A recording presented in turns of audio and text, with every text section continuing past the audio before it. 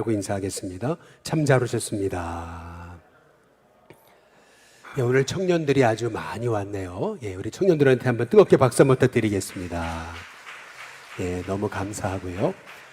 또 우리 5월 31일 날 우리 김신 형제가 영국으로 유학을 떠나는데 이렇게 또 금요일 계속 반주해주고 있어요. 우리 한번 승리하라고 뜨겁게 박수 한번 부탁드리겠습니다. 감사합니다.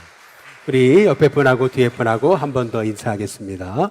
기도 응답 받으시기 바랍니다. 우리 같이 인사하겠습니다. 우리 마지막으로 인사하겠습니다. 하나님이 들으십니다. 할렐루야. 일본의 아오모리 현이라는 곳은 아주 품질 좋은 사과로 유명한 곳입니다. 이 아오모리 현에 한 해는 태풍이 불어와가지고 그래서 그 사과나무에 사과가 한 90% 이렇게 떨어졌던 때가 있었습니다. 풍속 53.8m의 바람이 불었으니 사과가 떨어지지 않을 수 없는 거죠. 산더미같이 쌓여진 이제 못 쓰게 된 사과를 이제 보게 되면서 이제 농부들이 이제 망연자실한 거예요. 어떻게 살지? 1년 동안 그렇게 노력했던 이제 사과가 90%나 떨어졌으니 이제 망했다. 이제 절망하고 있었을 때에 한 농부가 다른 사람들이 생각하지 못했던 전혀 새로운 아이디어를 이제 생각하게 됐던 거죠. 다른 사람은 떨어진 90%의 이제 사과만 바라보니까 낙심하고 절망했던 거예요. 근데 이분은 90%에 떨어진 사과가 아니고 10%에 붙어 있는 사과에 집중한 거예요. 아니 53.8m의 풍속이 불었는데 어떻게 저 사과는 떨어지지 않았지? 떨어지지 않은 이유가 뭘까? 그렇게 생각하다가 그는 기발한 아이디어 하나를 내게 됐던 거죠. 일본도 우리나라처럼 이제 대입 입시가 아주 치열하잖아요. 일본도 이제 입시철이 되면은 소위 입시 대박을 꿈꾸는 그런 선물들, 기가 막힌 상품들이 많이 출시되는 겁니다. 이 농부는 소위 이제 53.8m의 바람에도 떨어지지 않은 이 나무라고 하는 품질 보증서까지 집어넣어가지고 소위 우리식으로 말하면 1,000원짜리 하던 사과를 3만 원 이렇게 팔기 시작한 거예요. 그런 걸 누가 사겠냐 이렇게 했지만은 이런 그 태풍에도 떨어지지 않는 사과, 이 사과를 먹으면 대학에 합격한다고 이렇게 광고를 해서 팔기 시작했는데 정말 없어서 못 팔았다는 겁니다. 참 놀라운 거죠. 평소에 매해에 그냥 사과 팔아가지고 돈 버는 것보다 더 많이 벌었대요. 없어서 못 팔았다는 겁니다. 이 일화가 얘기해 주는 게 이제 뭘까요? 고난을 보는 시각에 따라 그 시각이 우리를 복되게 하기도 하고 오히려 고난 앞에 우리가 주저앉게 이제 만든다는 겁니다. 고난은 그 고난을 바라보는 그 시각이 굉장히 중요하다는 거죠. 어떻게 바라보냐에 따라서 고난이 나를 망치는 이유가 될 수도 있는 거지만 또 고난이 우리에게는 축복이 될 수 있다라고 하는 사실을 이제 우리에게 알려주고 있는 거죠. 떨어진 90%의 사과만 바라보면 절망할 수밖에 없죠. 그러나 남겨져 있는 그 10%에 떨어지지 않은 사과를 바라보니까 소망이 생기는 것 이제 아니겠어요? 마찬가지로 베드로도 지금 고난 가운데 있는 성도들에게 고난을 바라보는 시각을 바꾸라는 거예요. 당시 초대교회는 엄청난 핍박 앞에 서 있는 풍전등화의 위기 가운데 있는 교회였습니다. 그런데 그럼에도 불구하고 베드로는 고난을 달리 바라보라고 얘기하는 거예요.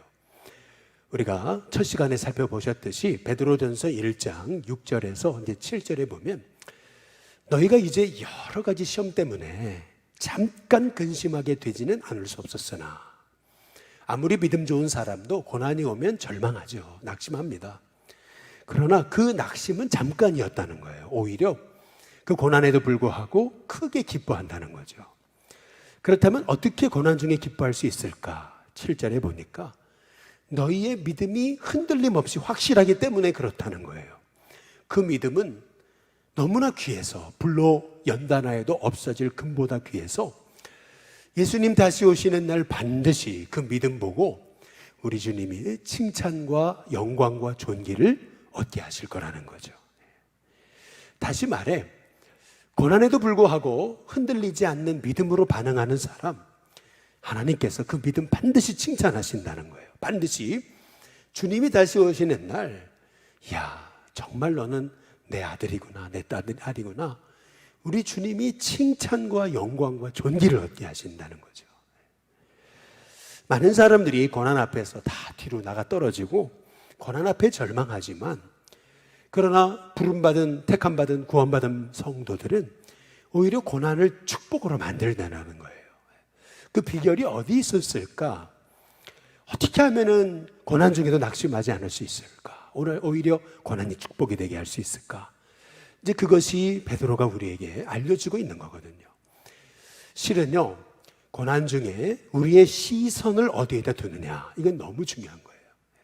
사실은 우리의 믿음이라는 것은 시선의 싸움입니다. 어디에다 시선을 두느냐, 문제에 시선을 두느냐, 아니면 하나님의 계획에 시선을 두느냐. 사실은 거기에 고난에 불구하고 우리가 영광 가운데 승리하는 비결이 되는 비결이 어디에 우리가 시선을 두느냐에 있는 거죠. 사도 베드로는 우리에게 말하고 있는 거예요. 고린도 베드로전서 2장 23절, 24절에 보면 우리가 어디에다 시선을 둬야 되냐면 욕을 당하되 맞대어 욕하지 아니하신 분, 고난을 당하시되 오히려 위협도 하지 아니하시고 친히 몸소 자기 몸으로 나무에 달려 우리의 죄를 위해 십자가에 죽으신 분, 그래서 우리를 살리시고 우리를 구원하시고 우리를 낫게 하신 바로 그 예수님, 그 예수님을 바라봐야 된다고 베드로는 우리에게 이제 말씀하고 계시는 거죠. 그렇게 고난당하시면서도 우리 예수님은 마지막 결국 다 이루었다, 승리하셨잖아요. 끝까지 고난 앞에서 넘어지지 아니하시고 낙심하지 아니하시고 결국 하나님의 뜻을 이루신 예수님, 그 예수님을 우리가 바라볼 수 있다면은 저와 여러분에게 닥쳐진 고난과 어려움이 아니라 오히려 고난과 어려움에도 불구하고 여러분의 믿음이 흔들림 없이 바로 세워져서 훗날 주님 오실 때 칭찬받는 하나님의 종들이 되게 될 줄로 믿습니다. 그래서 오늘 베드로전서 5장 1절에서 베드로는 이렇게 말해요. 나는 함께 장로된 자고 그리스도의 뭐의 증인이에요? 이 고난의 증인이다. 그리고 나타날 영광에 참여할 자다. 이렇게 말하고 있어요. 여러분, 고난과 이 영광이라는 단어는 사실 정반대의 단어거든요. 고난과 영광이라는 거. 그런데 베드로는 고난이 곧 영광이 된다는 거예요. 고난이 어떻게 영광이 될 수 있을까? 그 이유가 뭐냐면 끊임없이 예수님 바라보니까. 저는 우리 일신교회 성도님들의 영적인 시선이 여러분의 문제나 상황이나 이 세상이 아니라 결국 고난 중에도 승리하신 예수님이 여러분의 그 시선의 중심에 있게 되시기를 주님의 이름으로 축복합니다. 근데 오늘 말씀에서 이제 베드로는 이렇게 말해요. 베드로전서 5장 1절에 이렇게 얘기합니다. 너희 중 장로들에게 권하노니, 이렇게 말해요. 여기서 말하는 장로란 연장자, 그러니까 여지껏 믿음에 경륜 있는 분들, 교회 일꾼, 리더들에게 권한다, 이 말이거든요. 근데 우리가 여기서 주목해 봐야 될 것은 뭐냐면 베드로전서 1장, 2장, 3장, 4장에 걸쳐서 베드로는 이 고난의 목적, 고난의 의미, 고난의 본으로 삼아야 될 분, 그리고 고난의 축복, 그렇게 해서 고난에 관해서 우리에게 말하고 있어요. 고난에 대해서 얘기하고 있어요. 이제 그러다가 갑자기 5장 1절에 넘어와서 장로들에게 권하노니, 이렇게 시선이 갑자기 바뀌어요. 여러분, 이 이유를 우리가 좀 아셔야 돼요. 그 이유는 뭐냐 하면 실은 우리가 어려움이 있어 망하는 게 아닙니다. 고난 때문에 망하는 게 아니에요. 실은요, 믿음이 없어 망하는 거예요. 실은요, 이 나라와 민족이 어려워서 망하는 게 아닙니다. 실은 지도자가 없어 망하는 거예요. 아무리 어려워도 지도자가 있으면은 그 공동체는 살아납니다. 항상 문제는 어려움이 아니고 그 공동체, 바로 이 나라와 민족의, 우리 일신교회, 우리 한국교회에 진정한 영적 지도자, 주님의 일꾼이 있느냐. 사실 여기에 문제의 핵심이 있는 거예요. 그래서 사도 베드로는 말하는 거예요. 아무리 고난이 있어도 정말 하나님 기뻐하시는 지도자가 있다면, 어른이 있다면 공동체 무너지지 않는다는 거예요. 한번 잘 생각해 보세요. 초대교회가 성령이 임했어요. 그리고 엄청나게 부흥할 당시 사도행전 6장에 보니까 교회가 분열의 위기가 있었어요. 하나 됐던 교회가 나누어지는 위기가 있었어요. 근데 그때 교회가 하나 돼가지고 누구를 세우냐 하면은 사람들에게 칭찬 듣고 믿음이 충만하고 성령 충만하고 지혜 충만한 7 집사를 세우거든요. 7명의 지도자를 세운 거예요. 그러자 그 지도자가 세워지니까 초대교회가 그 이후에 말씀이 흥왕하고 허다한 제사장의 무리도 주님의 도에 복종하는 역사가 일어나고, 그러면서 교회는 위기를 뛰어넘어서 더 폭발적으로 부흥하는 역사가 일어났던 거죠. 그래서 항상 사실은 우리가 어려워서 이 민족이 망하는 게 아니에요. 경제의 위기, 또 뭐 코로나의 위기, 뭐 이런 위기 때문에 망하는 게 아니고 지도자가 없어 그래요. 정말 어른이 없어 그래요. 하나님이 세우시는 믿음의 일꾼이 있는 공동체는요, 어려움이 오히려 축복이 되게 돼 있습니다. 한번 잘 보시면은 영국이 돈에 미쳐가지고 노예무역을 하면서 그리스도의 나라이면서도 돈의 혈안이 돼 있을 때 윌리엄 윌버포스라고 하는 위대한 지도자가 일어나가지고요, 그 땅에 물질 만능주의화된 그 영국을 깨우거든요. 150번이나 의회에 서가지고 논쟁을 하고 49번이나 그의 그 노예 폐지의 그 안이 부결되는 어려움 속에서도 결국 죽기 전에 그 영국 땅에 노예를 제도를 폐지하고, 그리고 가난한 자, 고통당한 자를 돌보는 법안을 통과시키는 그러한 위대한 일을 해내는 거예요. 그러면서 영국이 길을 잃지 않아요. 남아프리카 공화국 같은 경우도 서로 이 흑백 간의 갈등 때문에 그 흑인들이 차별을 당하면서 얼마나 그렇게 흑인들이 인권 유린되고 고통당했습니까? 근데 자기도 그렇게 감옥에 붙잡혀서 27년간 감옥살이를 했던 넬슨 만델라는 그 감옥 안에서도 증오, 미움의 노예가 되지 않고 오히려 내가 정말 이 땅이 변화되는 꿈을 꾸잖아요. 그래서 출소해가지고 대통령이 돼가지고 그 남아프리카 공화국이 그 서로 미움, 증오, 그 아주 그냥 서로 미워하던 그 흑백의 갈등을 하나로 묶어내잖아요. 결국에는요, 이 땅의 위기는 위기 때문에 망하는 게 아니고 지도자가 없어 그런 거예요. 그래서 베드로는 말하는 거죠. 베드로전서 5장 1절에 너희 중 장로들에게 권한다. 장로들에게 권한다. 이게 굉장히 중요한 겁니다. 1장도 2장도 3장도 4장도 계속 고난에 대해서 얘기하다가 5장에서 어조가 바뀌는 거예요. 장로들에게 권한다. 여기서 말하는 장로는 교회 지도자, 어른, 일꾼, 바로 하나님의 사람들을 얘기하는 거거든요. 저는 우리 일신교회에 이런 정말 주님이 쓰시는 그런 영적인 리더들이 세워지는 은혜가 있기를 주님의 이름으로 축복합니다. 그렇다면 주님이 기뻐하시는 그 지도자는 어떤 사람이냐는 거예요. 베드로전서 5장 1절에 우리 다시 한번 보시면은 우리 같이 한번 읽어보겠습니다. 베드로전서 5장 1절입니다. 함께 있습니다. 시작. 너희 중 장로들에게 권하노니 나는 함께 장로된 자요 그리스도의 고난의 증인이요 나타날 영광에 참여할 자다. 이렇게 얘기하죠. 잘 보세요. 함께 장로됐어요. 그리스도의 고난의 증인이요 나타날 영광에 참여하라고 얘기하잖아요. 여러분, 이게 굉장히 중요한 건데 잘 보세요. 고난을 가리켜서 고난의 증인이라 그러면서 나는 장차 나타날 영광의 주인공이다, 이렇게 말하거든요. 실은요, 은혜가 없으면은 이런 고백을 할 수가 없는 거예요. 이 베드로는요, 은혜자인 거예요. 다시 말해 하나님이 세우신 리더의 조건, 첫 번째 그건 뭐냐면 은혜 사람이어야 된다는 거죠. 한번 옆에 분한테 한번 인사해 보겠습니다. 은혜의 사람이 되시기를 바랍니다. 한번 인사해 보겠습니다. 한번 잘 보세요. 고난이 왔다고 은혜 잃어버리면은요, 마음이 강팍해지거든요. 어렵다고 자꾸 어려운 것 주목하면서 사람의 마음이 자꾸 거칠어지면은 리더의 자리에 앉아 있는 사람조차도 백성들을 바로 은혜로 이끌 수가 없는 거예요. 그래서 고난의 자리에 있을수록, 고난이 찾아올수록 우리는 은혜를 구해야 돼요. 은혜 받아야 돼요. 저는 우리 일신교회 성도님들이 어렵다고 망하는 것이 아니고 은혜가 없어 망하는 거다.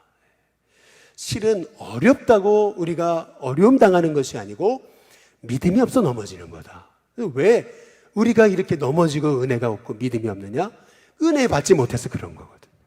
저는 우리 일신교회 성도님들에게 정말 은혜가 부어질 수 있게 되기를 주님의 이름으로 축복합니다. 그래서 여러분 요셉을 보시면 요셉이 은혜자거든요. 요셉이 은혜자라는 걸 어떻게 알 수 있는 거냐면요, 바로 앞에 설 때 이게 너무 당당해요. 사람이 은혜 받으면 딴 사람이 되거든요.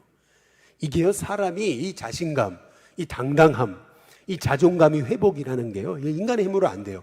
내가 자존감을 높여야지 이렇게 되는 게 아니에요, 이게. 근데 은혜 받으면은 사람이 자존감이 달라져요. 사람이 달라져요. 이 요셉이요, 바로 앞에 딱 설 때가 언제냐면은 노예 생활 그리고 감옥 생활한 지 13년 만이에요.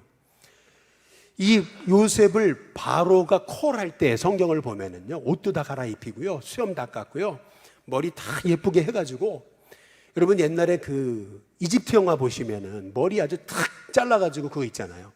그래가지고 딱 바로 앞에 섰을 거예요. 근데 그때 바로가 뭐라 그래요? 바로가 했던 말이 기가 막힌 말이에요. 너는 참 꿈을 잘 푼다더라? 너 한 꿈쟁이 한다며? 이 얘기였어요. 그런데 그때 요셉의 대답이 뭐예요? 이 꿈은 내가 아니라 하나님이 해석하시는 겁니다. 꿈의 주관자, 해석자는 하나님이십니다. 여러분, 기가 막힌 대답인 거거든요. 왜냐하면 별로 13년 만에 인생의 운명이 바뀌는 찬스예요. 어떻게든 저 같아도 바로한테 잘 보이고 싶을 거예요. 어떻게든 바로가 좋아하는 말 해가지고 어떻게든 이 기회 놓치지 않고 싶을 텐데, 요셉 보세요. 야, 당돌해요. 어떻게 보면은 꿈은 내가 해석하는 게 아니고 하나님이 해석하시는 겁니다. 야, 기가 막힌 얘기죠. 너무 당당해요. 움츠러들지 않아요. 너무 자신만만해요. 당신이 나 여기 감옥에서 풀어주든 안 풀어주든 나는 당신 때문에 사는 사람이 아니고 하나님 때문에 사는 사람이다. 이 얘기인 거예요. 기가 막히죠. 어떻게 요셉이 이런 사람이 될 수 있을까? 이런 요셉 같은 인물이 세워지니까 자기 이스라엘, 자기 부모도 살고 형제도 살고 애굽도 살아요. 7년 풍년이 왔지만 7년 흉년이 위기가 왔잖아요. 온 땅이 다 굶어 죽는데 요셉이라는 지도자 한 사람으로 애굽도 살고 형제도 다 사는 거예요. 결국 성경이 말하고 있는 것은 뭐냐면은 우리가 어려워서 망하는 게 아니에요. 지도자가 없어 망하는 거예요. 근데 그 지도자는 어떤 사람이어야 되느냐? 은혜자여야 된다는 거죠. 요셉이 은혜자인 그런 증거, 그것은 뭐냐면 훗날 이제 아버지 돌아가셨을 때 형들이 두려워서 이제 분명 요셉이 보복할 거다. 아버지가 살아계실 때는 아버지 때문에 그나마 우리를 살려줬지만 이제 아버지도 돌아가시고 이제 배는 게 없을 텐데 이제 우리는 죽은 목숨이야. 그래서 요셉 앞에 와서 형들이 빌잖아요. 막 잊지도 않는 말 얘기하면서 막 빌잖아요. 그러니까요, 요셉이 울었다고 그랬어요. 여러분 보세요. 은혜자는 웁니다. 은혜자는 마음에 감동이 있어요. 그리고요, 형들에게 보복하지 않아요. 그리고 형들과 형들의 자녀들을 내가 다 책임지고 기르겠습니다 라고 얘기하잖아요. 여러분, 이게 가능했던 이유는 뭐냐면 요셉이 은혜자였기 때문에 그래요. 저는 우리 일신교회 성도님들이 다 은혜자가 될 수 있기를 주님의 이름으로 축복합니다. 그래서 주님의 종, 주님의 리더, 하나님 세우신 일꾼은 은혜자여야 돼요. 은혜가 있어야 돼요. 은혜가 없으면은요, 내가 높은 자리에 올라갈수록 사람을 해쳐요. 그렇기 때문에 사도 베드로는 말하는 거예요. 함께 장로된 자고 그리스도의 고난의 증인이요 나타날 영광에 참여할 자다. 은혜가 있으니까 이런 고백을 하는 거예요. 저와 여러분에게 이런 고백 있게 되시기를 주님의 이름으로 축복합니다. 두 번째로 하나님 원하시는 지도자 어떤 사람이냐면 베드로전서 5장 2절에 우리 같이 한번 읽어보겠습니다. 함께 있습니다. 시작. 너희 중에 있는 하나님의 양무리를 치되 억지로 하지 말고 하나님의 뜻을 따라 자원함으로 하며 더러운 이득을 위하여 하지 말고 기꺼이 하며. 여기 보면 하나님의 양무리를 어떻게 한다고요? 친다 그랬어요. 친다니까 정말 모가지를 친다 이런 얘기가 아니고 양무리를 친다라고 하는 말이면 양무리를 먹인다는 거거든요. 한번 잘 생각해 보세요. 나같이 부족한 사람에게 양무리를 먹일 수 있는 특권을 주셨다. 이게 얼마나 큰 은혜입니까? 여러분, 이게 바로 목자, 리더, 장로, 일꾼, 교회 지도자 된 사람의 특권이거든요. 양무리를 먹일 수 있는 특권. 내가 속회 지도자, 내가 교사, 내가 인도자로 쓰임받는다는 것이 이게 얼마나 큰 주님의 특권이라는 거예요. 양무리를 먹인다. 야, 나 같은 사람을 주님이 세우셨다니. 생각만 해도 그게 은혜잖아요. 어떻게 나 같은 사람을 주님이 세우셨을까? 생각만 해도 그게 은혜인 거거든요. 이 은혜를 아는 사람은요, 절대 억지로 못해요. 은혜가 없으니까 억지로 하는 거예요. 은혜가 있는 사람은요, 시키지 않아도 하는 거예요. 자원해서 해요. 은혜가 있는 사람은요, 뭐 보수 바라고 뭐 돈 좀 더 주면 열심히 하고 덜 주면 안 하고 뭐 대가 바라고 그렇게 하는 게 아니에요. 하나님의 은혜가 있어서 이 양무리를 치는 기쁨이 있는 사람은요, 하지 말라도 해요. 정말 기쁨으로 새벽부터 일어나서 섬기는 것이 기쁨이 되는 거죠. 저는 이런 은혜가 우리 일신교회 성도님들에게 있게 되시기를 주님의 이름으로 축복합니다. 우리 마목사님 오늘 새벽에도 그런 얘기 하시잖아요. 우리 교회는 우리 목회자들, 우리 부목사님, 특별히 풀타임 사역자들은 꼭 주일을 껴서 이제 휴가를 드리거든요. 제가 이렇게 부목사 생활 오래, 제가 13년, 4년 했잖아요. 이제 보니까 이 주일날 한 번, 1년에 한 번 우리 목회자들 이렇게 딴 교회 가서 공부해오고 리포트 쓰고 저한테 보고하게 돼 있거든요. 그러면 이 리포트 쓰고 하려기 위해서 이제 부흥하는 교회, 자기 분야, 관계된 사역에 정말 잘하는 그런 교회 가보면은 잘하는 데는 다 이유가 있거든요. 잘하는 사람은 다 이유가 있어요. 그래서 가다 보면은 이제 배우게 되는 거거든요. 그래서 이제 우리 목회자들이 주일을 끼고 휴가를 이제 드리는 거예요. 그래서 내일부터 우리 이제 마목사님도 가시는 거죠. 그런데 우리 마목사님이 이제 거창중앙교회, 코로나 오기 전에 거창중앙교회 갔다가 너무나 놀란 것, 그건 뭐냐면, 그 거창이라는 게 시골이잖아요. 뭐, 거창이라고 해봤자 뭐 도시, 아직 엄청난 빌딩이 있겠습니까? 이제 그런데 그 거창중앙교회를 가보니까 아이들이 한 500명 모였더라는 거죠. 이야, 아이들이 막 그냥 주일인데 그 많은 애들이 엄청나게 예배 드리는데 어떻게 그럴 수 있었을까? 이렇게 보니까 선생님들이 7시부터 나와가지고 8시까지 1시간 동안 아이들을 위해 눈물로 기도하더라는 거예요. 한 100여 명, 200명 되는 교사들이 말이죠. 그리고 그것만이 아니라 그 7시에 오는 교사들 먹이겠다고 5시부터 성도들이 나와서 음식을 장만해주고, 그러면 교사들이 8시에 기도회 끝나면은 교사들이 다 이렇게 자기 차 끌고서 뭐 논두렁 밭두렁 이제 애들을 데리러 다녀야 되니까 큰 차가 못 가요. 그러니까 자기 차, 조그만한 차 끌고 가가 논두렁 밭두렁 지나가서 애들 뭐 한두 명 데리고 오는 거예요. 그렇게 해가지고 100여 명의 교사들이 나가가지고 애들을 일괄적으로 데려오는데, 아니 그 시골에서 아이들이 500명 모이더라는 거죠. 그런데 보세요, 이게 누가 시켜서 되냐는 거예요. 아이들을 섬기는 이 양무리를 치는 이 목자의 마음이 있으니까 하나님이 나를 써주시는 게 기쁘고, 이렇게 아이 한 사람 한 사람을 세우는 기쁨이 있으니까 자원함으로 하나님의 뜻을 쫓아서 더러운 이득을 취하지 않고 그렇게 기쁨으로 기꺼이 섬기는 거 아니겠어요? 뭐 차량 운행 이렇게 하고서 뭐 기름값 달라고 뭐 또 뭐 했으니까 뭐 살해달라고 뭐 그러겠어요? 그 많은 교사들 어떻게 다 그렇게 하겠어요? 근데 다 자원해가지고 그 아이들 30분 차를 끌고 가가지고 그 아이들 데리고 오고 그러는데, 그 거창중앙교회 그 목사님 얘기를 들어보니까 아이들이요, 다음날 아침에 이제 일어나면은요, 딱 자기 그 침상을 다 정리한다는 거예요. 그러니까 아이들한테 그 성품 교육을 시킨다는 거예요. 그런데 침상을 쫙 정리를 하는데 너 그거 어디서 배웠니? 이제 부모님이 그러면은 부모님이 그런다는 거죠. 부모님이 너 어디서 배웠니? 그러면은 애들이 그런대요. 교회에서 배웠다고. 그러니까 아니 부모들이 야 이거 학교에서도 못 가르치는 건데 교회 더 다녀라 이렇게 되는 거예요. 그러니까 말이죠. 그 시골 한복판에서 그 거창이라고 하는 중앙교회라는 교회가 정말 영향력 있는 교회가 될 수밖에 없는 거죠. 이것이 다 신실한 주님의 종들이 교회 안에 세워질 때 자원하여 기쁨으로 정말 즐거워서 억지로가 아니라 정말 하나님 주시는 기쁨으로 섬길 때 주님의 교회가 이 땅에서 빛을 발하고 영향력 있는 교회가 되는 은혜가 있게 되는 줄로 믿습니다.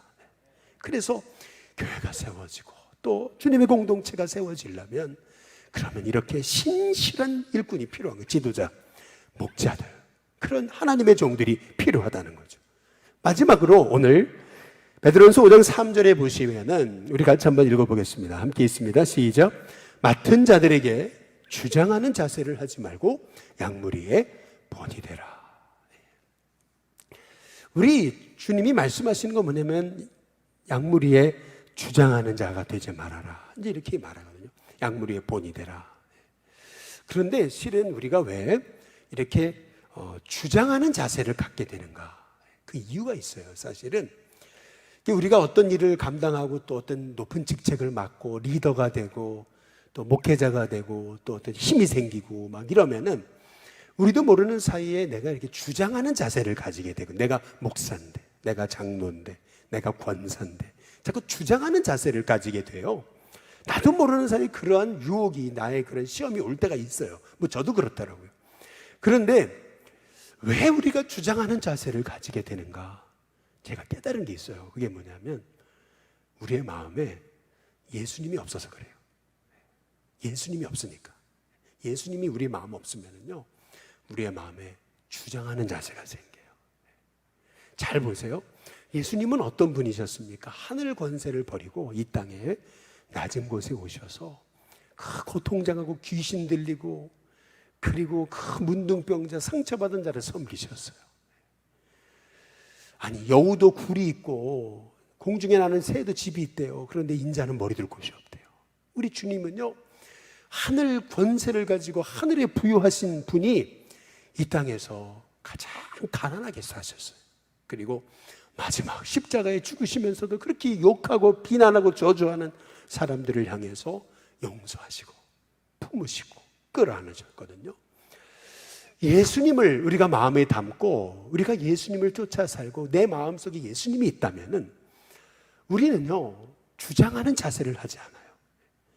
오히려 예수님의 본을 쫓아가다가 양무리의 본이 되는 거죠. 그래서 실은요 우리가 주님의 종으로 살아갈 때 내 마음에 정말 예수님이 있느냐, 내가 정말 예수님의 사람이냐, 내 마음에 정말 예수님을 따르고자 하는 믿음이 있느냐, 여러분 이게 굉장히 중요합니다. 저와 여러분의 심정에 정말 나는 예수님을 따라 사는 사람인지 여러분 자신 한 번을 돌아봤으면 좋겠어요. 정말 내가 내 인생의 모범이 예수님이신지, 난 예수님을 닮고 있는지, 난 예수님의 길을 따라가고 있는지, 나는 예수님의 사람인지, 늘 예수님을 생각하는지, 예수님의 그 길을 내가 쫓아가고 있는지 한번 나 자신을 돌아볼 필요가 있어요. 내 안에 예수님이 계신지. 내 안에 예수님이 없기 시작하면서부터 내 안은 어둠이 되는 겁니다. 나도 모르는 사이에 내가 높아져요. 나도 모르는 사이에 나는 주님의 본을 쫓아가지 못해요. 그래서 저는 우리 신교회 성도님들이 오늘 주신 말씀처럼 사실 시대의 위기는 어려움이 아니고 리더가 없는 거거든요. 근데 리더가 세워지면 그 공동체는 복을 받게 되는 거예요. 근데 놀라운 것은 오늘 베드로전서 5장 4절에 보면 한번 같이 한번 다 함께 읽어보겠습니다. 함께 있습니다. 시작. 그리하면 목자장이 나타나실 때 시들지 아니하는 영광의 관을 얻으리라. 그리하면 고난에도 불구하고 믿음으로 반응해서 고난을 축복으로 여기고 주님 따라가는 그 삶이 기쁘고 행복한, 정말 고난 때문에 넘어지고 낙망하고 좌절하는 것이 아니고 고난 이퀄 바로 영광이다. 그 믿음을 가지고 나는 그리스도의 고난의 증인이라는 그 믿음을 갖고 살면서 은혜를 아는 자로서 그 은혜가 너무 좋아서 성도를 자원하여 섬기고 예수님 따라갔을 뿐인데, 그런데 그것이 바로 주님 따라가는 삶 때문에 많은 약물이의 본이 되고, 그렇게 참 주님 기뻐하시는 믿음의 리더, 지도자, 섬기는 자, 일꾼, 하나님의 종으로 세워질 때, 그리하면 그랬어요. 그리하면 목자장이 오실 때, 이 우리의 목자, 우리가 목자라면 목자장은 예수님이신 거예요. 그 목자장이 오실 때 시들지 않는 영광의 면류관 준다. 여러분 보세요. 과거에 마라톤을 하건 경주자건 월계관을 씌워줘요. 그런데 그 월계관이라는 것은 금방 며칠 지나면 다 시들어요. 나중에는 그거 버려야 돼요. 애물단지입니다. 그런데 주님이 우리에게 씌워주시는 관은, 면류관은 영원히 시들지 않는 면류관이라. 영원히 시들지 않는 그 면류관. 정말 주님의 복음과 주님의 나라를 위해서 그렇게 충성되게 섬겼던 자는 우리 주님이 시들지 않는 관을 준다. 저는 우리 일신교회 성도님들이 이러한 믿음, 이러한 소망, 이런 확신 가지고 정말 주님을 위해 나의 삶을 드리는 이 기쁨이 우리 일신교회 성도님들에게 있게 되시기를 주님의 이름으로 축복합니다. 우리 함께 찬송 같이 부르겠습니다. 오늘 찬양은 우리 에베네셀 하나님, 사실 은혜가 있다면 지금까지 인도하신 분도 하나님이시고 또 앞으로 인도하실 분도 하나님이시다. 그 믿음 가지고 여기까지 인도하셨고 장래에도 인도하실 분, 살아계신 하나님, 감사하신 하나님, 우리의 믿음의 고백이 되는 거거든요. 우리 다 함께 일어나셔가지고 이제 함께 오늘 이 찬양 부르시면서 감사하신 하나님, 살아계신 하나님, 에베네셀 하나님, 저와 여러분의 하나님으로 고백할 수 있는 귀한 은혜의 시간 되시기를 바랍니다.